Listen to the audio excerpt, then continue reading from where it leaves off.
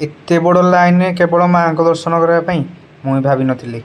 आसतु देखा कौ जगार आम ढेଙ୍କାନାଳ जिलार तेंतुलियापड़ा ग्राम माँ मंगला शक्तिपीठ मु आ मो पुतुरा आम फैमिली आसिना पहुँची जाइलु। तो आज थी चैत्र मासर मंगलवार।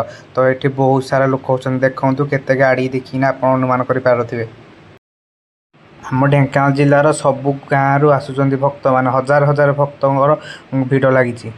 माँ प्रसाद किसी किणीदे आम बाहर पड़ू माँ के दर्शन करने।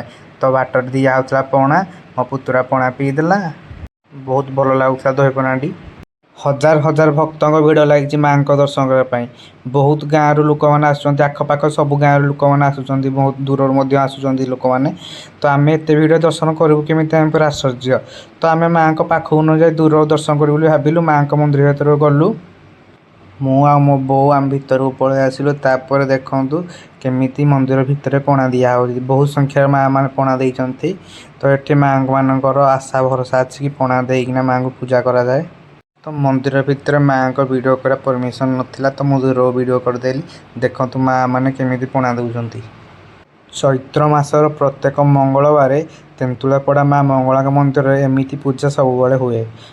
जहा हो दूर हो पछके माँ को दर्शन करी आमे बाहर पड़ू मंदिर बाहर को।